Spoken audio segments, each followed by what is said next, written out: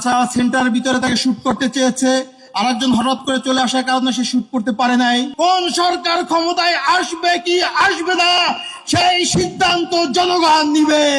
ওসমান হাদি শাহবাগে দাঁড়িয়ে বলছিলেন, এই আল্লাহর জমিনে আমরা কাউকে ভয় পাই না। আমাকে যদি হত্যা করা হয়, আমার পরবর্তী ভাইরা, আমার সন্তানরা এই আন্দোলনকে চালিয়ে নিয়ে যাবে। আধিপত্যবাদের বিরুদ্ধে আমাদের লড়াই চলবে, বাংলাদেশের ইনসাফ প্রতিষ্ঠার জন্য আমাদের লড়াই চলবে, সততার জন্য আমাদের লড়াই চলবে। যতদিন বেঁচে আছি এই আল্লাহর জমিনে সংগ্রাম করে শহীদ হয়ে যাব। প্রিয় ভাইরা আমার, আল্লাহ ওসমান হাদিকে শহীদ করেছেন। কি প্রস্তুতি নিয়েছিলেন আমি জানি না। এক শুক্রবার সকালবেলা সে সকল প্রস্তুতি নিয়ে জুমার নামাজ পড়তে আসছে, ফেরার পথে সে গুলিবিদ্ধ হয়েছে। পরবর্তী শুক্রবার রাতে সে শাহাদাত বরণ করেছে সিঙ্গাপুরে। ঘটনার 2 সপ্তাহ আগ থেকে খুনি আমাদের সাথে সাথে ঘুরে। আমরা কোনোভাবেই বুঝতে পারছিলাম না যে এই খুনি আমাদের খুব কাছ থেকে এত পরিকল্পিত রেকি করছিল ওসমানকে খুন করার জন্য। সে একাধিকবার অ্যাটেম্প নেওয়ার পরও সে ব্যর্থ হয়েছে। আমরা পরবর্তীতে ভিডিও কলে দেখেছি, কালচারাল সেন্টারের ভিতরে তাকে শুট করতে চেয়েছে, আরেকজন হঠাৎ করে চলে আসার কারণে সে শুট করতে পারে নাই। কিন্তু আল্লাহ তাকে জুমাবার শুক্রবারই কবুল করেছেন, এই জন্য খুনি শুক্রবার তাকে শুট করে সফল হয়েছেন। প্রিয় ভাইরা আমার, আমি আর কাঁদতে চাই না।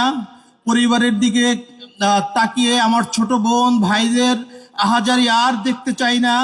আমি আপনাদের কাছে একটাই দাবি জানাতে চাই, 2-3টা ইস্যুকে সামনে রেখে এই দাবি যদি আপনারা বাস্তবায়ন করতে না পারেন, এই বাংলাদেশের স্বাধীনতা সার্বভৌমত্ব আছে বলে আমরা মনে করি না।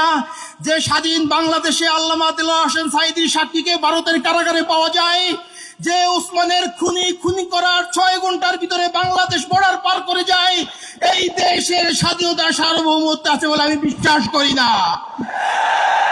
ভাইরা আমার, এই 56,000 বর্গ মাইলে আজাদির লড়াই আপনাদেরকে শুরু করতে হবে।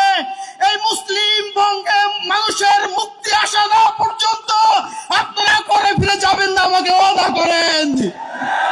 ভাইরা আমার, বিগত 16 বছর ফ্যাসিস্টদের কারণে মানুষের বাক স্বাধীনতা নষ্ট হয়েছে, মানুষের মৌলিক অধিকার নষ্ট হয়েছে, মানুষের জীবনের কোনো নিরাপত্তা নাই।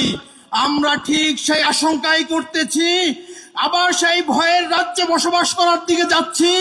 আমাদেরকে মানুষ ভয় দেখাচ্ছে, সামনে নির্বাচন, তোমরা এই খুনের দাবি তুলিও না, এদেশে আবার কোন সরকার ক্ষমতায় আসবে, তারা তোমাদেরকে কথা বলতে দিবে না। আমি আপনাদের কাছে বলতে চাই, কোন সরকার ক্ষমতায় আসবে কি আসবে না সেই সিদ্ধান্ত জনগণ নিবে। যদি আপনারা কোন সরকার ক্ষমতায় আসবে আওয়ামী লীগের মডেলে নির্বাচন করে আবার আধিপত্যবাদীদের ক্ষমতায় আনতে দেন, এর জন্য আপনারাই দায়ী থাকবেন। প্রিয় ভাইরা আমার, ওসমান হাদির ভাই হিসেবে বলতে চাই নাই, আগামীর বাংলাদেশ কিভাবে নির্মাণ হবে সেই সিদ্ধান্ত আপনাদেরকে নিতেই হবে।